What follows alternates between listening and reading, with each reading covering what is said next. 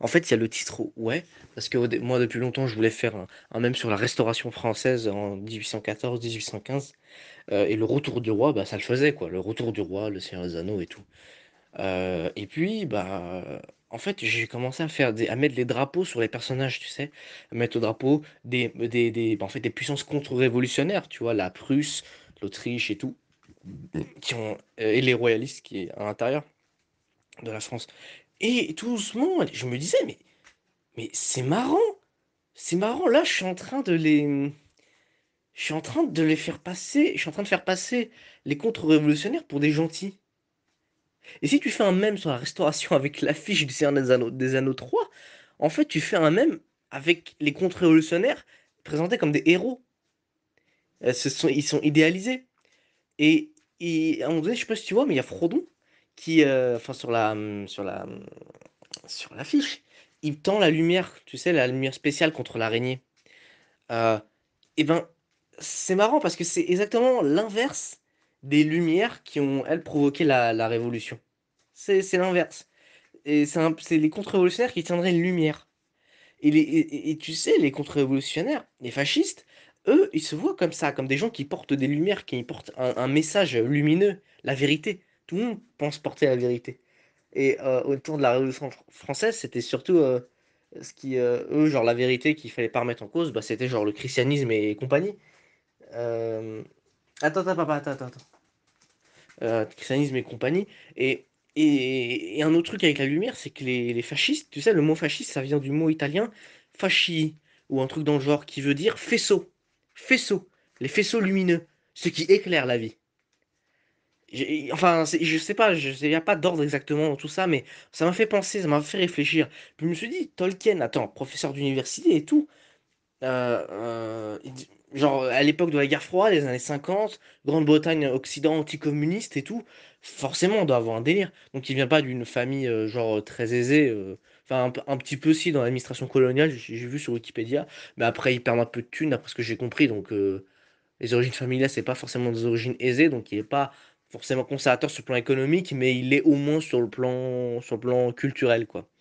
Donc ça fait de lui, enfin il est anticommuniste, il aime pas Joseph Staline et il soutient Franco. Enfin tout ça je l'ai lu et je le dis dans mon, je l'ai lu et je le dis dans mon, dans le résumé. Voilà en fait c'est des tas d'éléments comme ça qui m'ont veillé mon esprit en fait. En fait je les ai, ils passaient pour les gentils. Ils me disaient mais c'est marrant les révolutionnaires en général de mon point de vue bah c'est eux les gentils, c'est eux qui font progresser le système. On n'a plus droit aujourd'hui, on est passé à un système plus démocratique, plus il y a l'égalité politique, avant il n'y en avait pas. C'est pas ce qu'il y a de mieux évidemment. Pour la révolution jusqu'au bout c'est le communisme, mais c'est toujours bien d'avoir une révolution au moins en politique, au moins en l'égalité politique. Hum, Enfin bref voilà. Et là pour le coup les contre-révolutionnaires avec le même que je faisais, en fait, était présenté comme les gentils. Et c'est ça, en fait, l'histoire du Seigneur des Anneaux. C'est alors le début, c'est ce qui m'a semblé, ce que j'ai noté, c'est que genre t'as le Sauron qui menace la Terre du Milieu, tu vois, Mordor, tout ça. Et en fait, on sait pas d'où ça vient, tu sais. En fait, moi, ça me fait beaucoup penser à Staline et à l'Union soviétique. C'est ce qu'on diabolise à fond. Parce que, je sais pas si tu sais, mais dans les années 20-30, la guerre froide, l'obsession de l'Occident, c'est le communisme, c'est l'Union soviétique, c'est ça, c'est ce qu'ils veulent le détruire. Parce il a fait la révolution. Et je me demande si en fait Sauron, enfin quand tu regardes comment est représenté Staline, comme ayant fait 400 milliards de morts en Occident, et comment est représenté Sauron, tu te dis mais c'est marrant, Sauron il pourrait passer pour Staline, et le Mordor pourrait passer pour l'Union soviétique. Le mal et son dirigeant. Le mal, le camp du mal et son dirigeant. C'est vraiment le camp du mal et le camp du bien. C'est comme ça que les anticommunistes voient les choses. C'est le camp du mal et le camp du bien. T'as le camp de la lumière, le leur, et le camp de l'obscurantisme en face. À gauche aussi, on voit ça, mais bon, c'est un peu une caricature que la droite fait de nous, en fait. On pense pas qu'il y a le camp du mal et le camp du bien, mais il y a le camp de l'égalité et le camp de l'inégalité pour nous. Voilà, c'est ça pour nous, l'opposition. Mais eux, par contre, eux, c'est vraiment le mal, tu vois. En face, quand ils voient le progressisme et tout, c'est ce qu'on voit avec l'émergence de la droite aujourd'hui. C'est des délires complètement ouf, tu vois. Mais t'as l'impression que tout ce qui est LGBT ou antiracisme, en fait, et pire encore, communisme, c'est-à-dire partage des richesses, c'est le mal. Genre, je sais pas, c'est le mal, c'est les ténèbres. Les, et Tolkien, voilà, je me demande si en fait c'est pas une espèce de parabole contre-révolutionnaire ce qu'il a fait, ça. enfin, j'ai le livre, je sais pas, hein, le film en tout cas, même si le film va être inspiré fortement du livre, hein, j'imagine. Tolkien, Jackson, voilà, et je me demande si tout ça, c'est pas une œuvre, peut-être pas volontaire, mais en tout cas qui reste super, très très bien, bien sûr, j'adore. Mais voilà, je sais pas, j'ai eu un sentiment. Et puis je suis sorti dans un délire, je me suis dit, en fait, si c'est une histoire contre-révolutionnaire, autant faire un même en entier. Et puis j'ai réussi à coller l'histoire de la Révolution française et de la contre-révolution avec la saga. Et je l'ai plutôt bien fait, je suis plutôt content de moi. Je me suis basé sur mes connaissances et des choses, des livres chez moi que j'ai consultés. Donc j'ai réussi à mettre le drapeau, tout ça, ça a collé. J'étais content, j'étais content. Mais enfin, voilà, mon même en tout cas, il fait sens. Il est marrant, mais il fait sens aussi. Il stimule l'intellect. Il se dit, mais. Enfin, il te fait dire, ah, mais. En fait, tu vois, en fait, oui, c'est une parabole conservatrice réactionnaire. Ça invite. Oui, ça invite. C'est une saga qui invite au retour du roi. Le retour du roi. Le retour au passé. Le retour à un état antérieur. Avant. C'est la réaction. On revient. On veut pas aller en avant. On veut pas aller faire le progrès. On veut revenir avant, comme c'était bien. Parce qu'avant, c'était bien. Le bon vieux temps. C'est ça le discours des réactionnaires, des conservateurs et des réactionnaires surtout. Il faut revenir avant. Les conservateurs ils disent aujourd'hui, c'est bien, pas la peine de bouger. Les réactionnaires ils disent non, non, il faut retourner à un état antérieur, à un état d'inégalité antérieur. Il faut revenir à un état d'égalité qui nous satisfaisait. Il faut pas aller vers plus d'égalité et plus de progrès. Et c'est ça, le retour du roi, le retour du roi. Et l'anneau, en fait, c'est aussi l'anneau, tu sais, l'anneau, c'est le pouvoir, en fait. Et il participe de comment dire, de la mascarade idéologique qu'avancent les puissances conservatrices, enfin, les puissants et les privilégiés dans ce monde-là. Quand le pouvoir est menacé, ils disent, regardez, en face, ceux qui veulent l'égalité, en fait, ils veulent vous dicter. Ce sont des dictateurs. C'est tout. Et enfin, nous, on est le camp de la liberté. C'est exactement le discours depuis les années 30, après la révolution bolchevique, c'est ça. Démocratie, totalitarisme, dictature, liberté. Alors qu'en fait, la vraie, euh, la vraie opposition véritable, celle qui matérielle entre les gens, elle est économique. C'est une opposition de classe, un antagonisme de classe. Et donc en fait, si les gens savaient que c'était ça le vrai antagonisme, la thune que tu as dans la poche, ce que tu as à bouffer, mais ferait des révolutions communistes. Et comme les privilégiés ne veulent pas, eh ben, ils font une guerre idéologique. Ils disent, vous savez, non, c'est l'histoire de communisme, classe, tout ça, je connais pas. Non, non, tout ce qu'il y a, c'est liberté contre dictature. Méchant contre bien, en fait, c'est ça, méchant. Liberté contre dictature, c'est méchant contre gentil. C'est un combat manichéen. Comme si, en fait, là-bas, en Union soviétique, ils étaient absolument oppressés, les gens, et en Occident, non. Alors que c'est beaucoup plus compliqué que ça. Voilà. Ouais. Enfin, voilà, tu vois, tout est dans ma tête, tout est un peu clair, un peu embrouillé, mais en tout cas, voilà, hier, j'ai eu une réflexion explosive, comme je me suis dit, mais putain, mais en fait, ça pourrait être ça, en fait, ça pourrait être contre-révolutionnaire. Ça fait déjà un bon mème, mais en fait, ça fait un bon mème mais pas pour rien. Parce qu'en fait, ça évoque vraiment quelque chose de. Ça évoque vraiment quelque chose. Je sais pas moi, de possible. Je dis que c'est possible. Voilà, c'est tout ce que je dis. Et ouais, voilà. Comme aujourd'hui, on diabolise Poutine à fond. Alors, mais quand tu regardes bien les choses, bah c'est. Tu peux ne pas aimer Poutine sur le plan intérieur en Russie, mais sur le plan extérieur, c'est son pays qui est attaqué. C'est l'OTAN avance vers lui, c'est lui, c'est les bases américaines qui encerclent la Russie, qui sont en Eurasie, c'est pas les Russes qui sont autour des États-Unis. Tu vois? Et pourtant on diabolise celui qu'on veut frapper. Et si en fait, dans Seigneur des Anneaux, à un moment donné, j'ai dit ça avec mon père, je lui ai dit, mais hé papa, et si en fait euh, on devrait peut-être faire un film inverse des Seigneurs des Anneaux.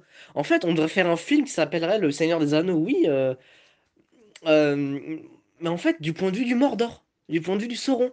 Et en fait, ça serait eux, pas oui, ça serait les gentils, ça serait les héros du film, mais en fait, ils se battraient contre l'oppression économique. Genre, ça serait des orques, on peut très bien imaginer que c'est des hordes d'esclaves tu sais, ben, voilà, les esclaves ils sont comme ça, ils sont à la crasse, ils sont à la boue, ils travaillent, ils sont fatigués, et quand ils se lèvent, bah, ils ont pas des bonnes gueules, c'est les orques.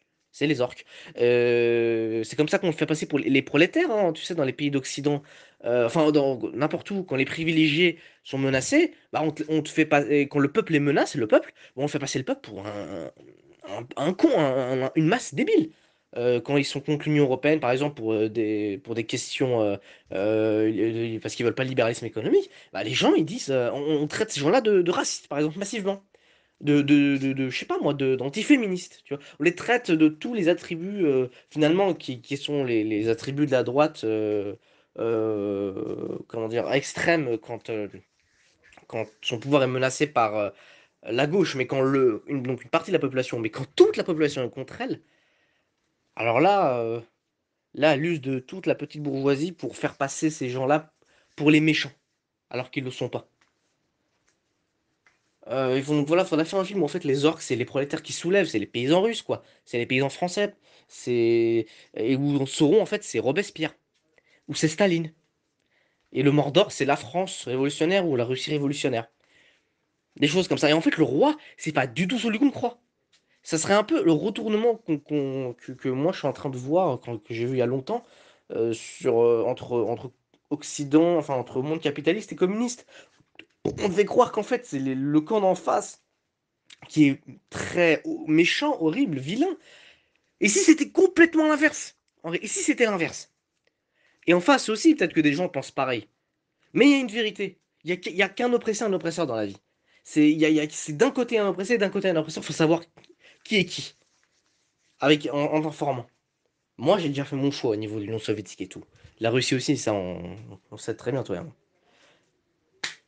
Euh, Ah, putain, que dire d'autre? Que dire... Oui, Le Seigneur des Anneaux. L'anneau. Ce film repose sur l'idée que, en fait, comment dire, le pouvoir corrompt. Le pouvoir corrompt. Et cette idée de pouvoir qui corrompt, euh, en fait, c'est une idée. Alors, tu vas peut-être pas être d'accord, mais c'est une idée fausse. Parce que le pouvoir ne corrompt pas, ça n'existe pas. En fait, ça met au centre de la vie des gens le pouvoir. En fait, les gens seraient obsédés par le pouvoir. Mais c'est pas ça. C'est pas le pouvoir qui obsède les gens. C'est pas diriger, c'est pas la politique. La politique, c'est qu'un moyen. Avoir le pouvoir, c'est qu'un moyen. Le but de toute personne, de tout groupe social, c'est son confort matériel. C'est avoir le ventre plein. C'est avoir une habitation confortable. C'est avoir ses enfants qui vont bien. C'est avoir des routes correctes pour se déplacer. C'est avoir un temps idéal pour cultiver, se balader. C'est des choses comme ça. Le pouvoir en lui-même, c'est qu'un moyen. C'est que la façon comment dire, de contrôler ton environnement pour le rendre le plus confortable possible. C'est pas le but. Et le Seigneur des Anneaux fait ça, en fait. Il te fait croire que, en fait, ouais, le pouvoir, c'est le but de tout et qu'il y a un camp qui veut vraiment le pouvoir. Et il te fait croire qu'aussi le pouvoir, en fait, le camp contre-révolutionnaire, lui, le pouvoir, il s'en fout. Alors que le camp révolutionnaire, en fait, que le pouvoir serait convoité par des. Alors ça, c'est mon interprétation, mais il te fait croire que le pouvoir serait convoité par des vilains gens. Voilà. Et que ceux qui avaient déjà le pouvoir à la base, en fait, ils l'avaient pas là. Ça les corrompait pas, eux. Eux, ils avaient le pouvoir, mais c'était très bien, c'était OK. Il y avait pas de souci. Par contre, quand d'autres ont le pouvoir, hein, quand d'autres prennent le pouvoir, alors là, oui. Alors là, c'est pas bien. Quand c'est pas les privilégiés initiaux qui ont pris le pouvoir, là, c'est pas bien. On n'aime pas trop.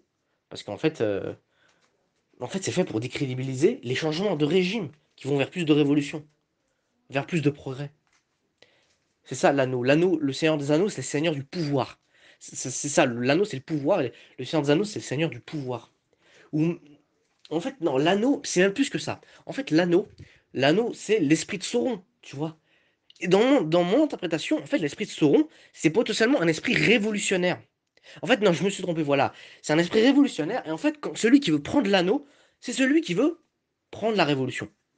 Alors, pour l'instrumentaliser, comme Sméagol, par exemple, dans mon même, Sméagol, c'est Napoléon. En fait, Napoléon, c'est ça, il accepte une partie des acquis de la Révolution pour rester au pouvoir, tu vois. Mais en vrai, il réinstaure quasiment une monarchie, en fait, avec l'Empire, mais en gardant quelques héritages de la Révolution. Sméagol, c'est ça, c'est qu'il veut garder la Révolution, mais pour lui, pour ses propres intérêts. Sauron, lui, comment dire, l'anneau, en fait, c'est l'héritage idéologique de Sauron. C'est Staline qui est décédé, ou Lénine, ou c'est Robespierre et Babeuf de la Révolution française qui sont décédés. Mais leurs livres, leurs idées sont toujours là. Et les idées sont incarnées par cet anneau. Cet anneau. Euh, Et en fait, celui qui va au cœur de cet anneau est mauvais dans ce film-là. Si cet anneau est révolutionnaire, et ben en fait, celui qui va à la conquête de cet anneau, c'est quelqu'un de mauvais. Et c'est quelqu'un qui est. Parce que comme ils sont dépeints comme des méchants, les révolutionnaires sauront et tout. Et ben en fait, ceux qui vont chercher sont mauvais. Parce que ceux qui vont chercher la révolution sont mauvais. Vu qu'ils vont chercher l'anneau d'un homme maléfique. Et la révolution les corrompt. La révolution rend les choses mauvaises. C'est une vision très trotskiste, ça d'ailleurs. C'est les révolutions débouchent toujours sur la dictature, sur le mauvais et tout. Bon, c'est leur vision, mais bon. À un moment donné, il faut bien se bouger le cul, il faut faire quelque chose. Sinon, autant rester dans l'impuissance politique, quoi. Et bon, bah, rester, pas faire la révolution du tout, quoi. Bon. Enfin, bref. En fait, ça condamne la révolution, en fait, un petit peu, ce film. Cette saga, je sais pas. C'est un peu. J'ai ce sentiment-là, quoi. Le Seigneur. Et c'est pour ça que d'ailleurs, j'ai appelé le Seigneur de la Révolution, le même. Parce qu'en fait, Alors au début, c'était pour rien parce que ça se passait pendant la. Non, au début, je l'appelais Seigneur de la République. Ensuite, je me suis dit, mais en fait, c'est plus large que la République, là. Donc c'est là, faut l'appeler le Seigneur de la Révolution. Et puis après, je me suis dit, mais en fait, c'est pas con d'avoir appelé ça le Seigneur de la Révolution. En fait, j'ai vu que mon truc était plutôt juste après coup.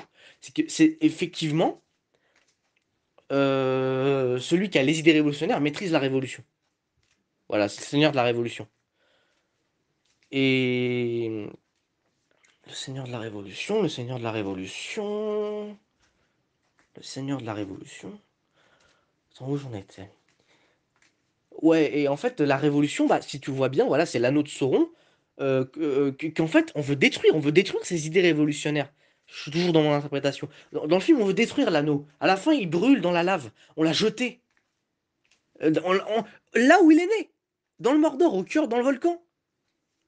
C'est pareil pour les puissances contre-révolutionnaires, qui sont entrées en France pour détruire la Révolution là où elle est née. Pareil en Russie. Dans les années, fin des années 10, début des années 20, il y a une guerre contre la Russie, une guerre internationale, 14 pays contre elle pour mater la révolution. C'est ça qui s'est passé. Ça aussi, c'est détruire le mal, comme ils l'appellent eux, là où il est né. Ah putain. Voilà, c'est une série d'éléments comme ça qui qui me stimulent, quoi. L'anneau, en fait, dans le film, on dit que c'est le pouvoir. Voilà. Et que le pouvoir corrompt et que c'est pas bien. Et que, en fait, il faut le jeter dans la lave. Et en réalité, en fait, enfin, en réalité, et si en fait l'anneau, c'était en fait pas le pouvoir, mais la révolution, en fait. Si en fait c'était l'anneau était pas le symbole, non pas d'un faux, d'un pseudo-antagonisme politique, genre faut pas apprendre le pouvoir parce que le pouvoir corrompt. Donc en fait, c'est-à-dire laisser le pouvoir à ceux qui l'ont déjà, c'est-à-dire le roi, parce que le roi, lui, comment il s'appelle le roi, là, Viggo Mortensen, je sais plus comment il s'appelle, le personnage. Bah, en fait, lui, il sait très bien. Et à la fin, il est couronné, il règne sur Minas Tirith, ou je sais plus quoi. Et c'est très bien, on est très content. Et c'est le héros de l'histoire, c'est le gentil. Putain. Et c'est le bien. Le camp du bien a gagné. Et c'est ça qui est bizarre. Le camp du bien. Et le camp du mal, Mordor, s'est effondré. C'est effondré. C'est un peu 91 en fait, la chute du Mordor dans mon interprétation, tu vois. C'est la chute de l'URSS. Et c'est la victoire, c'est le retour de la réaction en Russie, quoi, avec Helsinki puis Poutine. Putain. Ou alors enfin, le retour de la, oui, de la monarchie tout simplement en France. Ah putain, putain, que d'idées que j'ai là. Plein d'idées. Voilà, donc l'anneau, ça serait ça. Donc si c'est l'anneau, c'est le pouvoir. En fait, dans le film, l'anneau, c'est le pouvoir.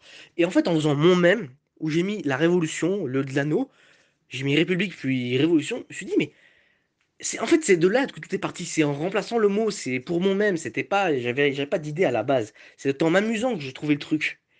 En m'amusant, j'ai remplacé le mot et je me suis dit, mais en fait, Révolution, bah oui, ça collait en fait. L'histoire de la Révolution française, en fait, collait au Seigneur des Anneaux. Et je me suis dit, mais et si on allait plus loin? Parce que c'est comme ça que toujours, quand je fais un mème, ou quand tu fais la création générale, bah, en fait, des idées te viennent à ce moment-là. C'est pas, les idées, faut pas les attendre en fait. En fait, il faut les provoquer. Faut travailler, faut faire quelque chose, faut avancer pour tomber sur de nouvelles idées. Faut pas rester assis à rien faire et attendre que ça vienne. Rien vient à toi, c'est toi qui va chercher les choses. C'est mon expérience à l'université, partout dans la vie, sur les mêmes, partout. Et en fait, je me suis dit, j'ai noté Révolution, j'ai mis les drapeaux sur les gentils, les drapeaux contre-révolutionnaires sur les gentils de l'histoire. Je me suis dit, mais putain, mais c'est un truc de. Le retour du roi, des gens vont faire un retour du roi en détruisant un anneau. Le retour du roi, ils vont remettre un roi au pouvoir. Un roi en détruisant un anneau qu'il faut détruire. Mais en fait, ce retour du roi là, en détruisant l'anneau, en détruisant le Mordor, mais, mais en fait, et si l'anneau, en plus j'ai appelé ça, si l'anneau, en fait, c'était la révolution. Si c'était les idées révolutionnaires, l'anneau, en fait, qu'on cache sous le masque de la politique. Voilà, ils voudraient la politique, on ne sait pas trop pourquoi.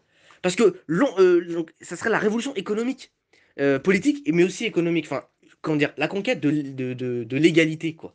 C'est c'est- c'est ça, c'est la révolution, la conquête de l'égalité politique et surtout économique. Et si on cachait ça derrière juste et si on cachait cette volonté de progrès, cette volonté d'égalité, derrière un conflit banal, un conflit en fait de méchants et de gentils comme dans un dessin animé, quoi. Le méchant, il veut le pouvoir, il veut tout conquérir, il veut toujours détruire le monde. Et c'est les Decepticons dans Transformers. Les mecs qui veulent dominer, mais on sait même pas pourquoi ils veulent dominer.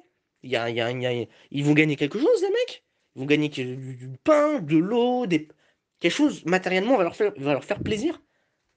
Cet aspect matériel est toujours caché. En fait, c'est un film fondamentalement idéaliste, le Seigneur des Anneaux.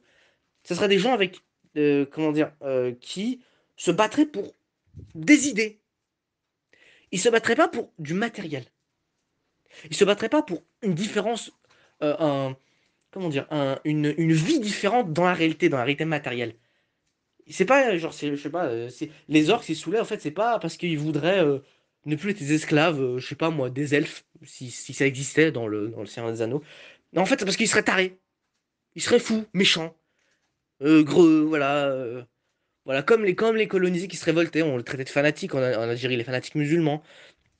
Comme les gilets jaunes, tu sais, on les a diabolés. Ou les noirs et les arabes en France, on les présente comme des animaux pendant les émeutes et tout. Et un peu moins les gilets jaunes, qu'on présente comme des vilains gens, comme des gens violents, qui cassent, nanani, nanana. Mais en fait, mais en fait, et si c'est, voilà, ça t'invite. Et si c'était l'inverse? Si c'était l'inverse, en fait, si c'est le camp qui se présentait comme le bien, le camp dominant, c'était le camp.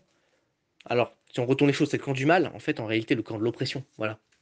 Et que nous, en fait, on serait le camp des opprimés. Toute une affaire, genre d'inversion. En fait, ouais, enfin, bah, attends, je retourne. En fait, C'est un Anneaux, c'est un film idéaliste. Voilà, qui est pas matérialiste. On sait pas pourquoi il y a le Mordor. On sait pas pourquoi il y a Sauron.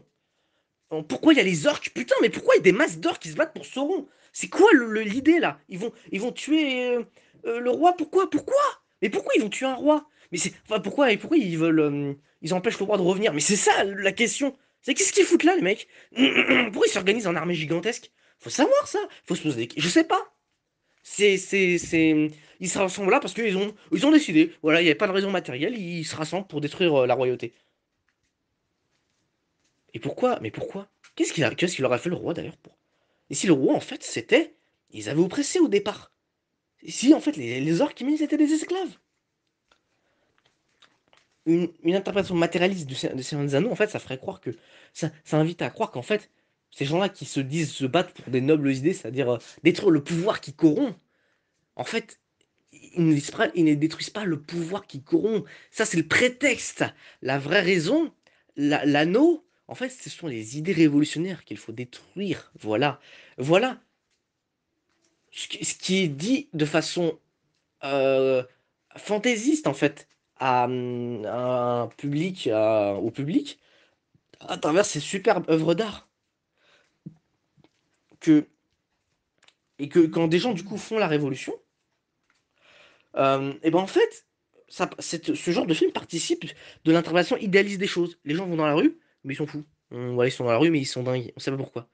Le tiers-monde se bat contre un, le tiers-monde se bat contre l'Occident oppresseur, mais il est fou. Poutine est fou. Poutine, l'OTAN avance vers lui, mais il est fou. C'est pour ça qu'il intervient en Ukraine.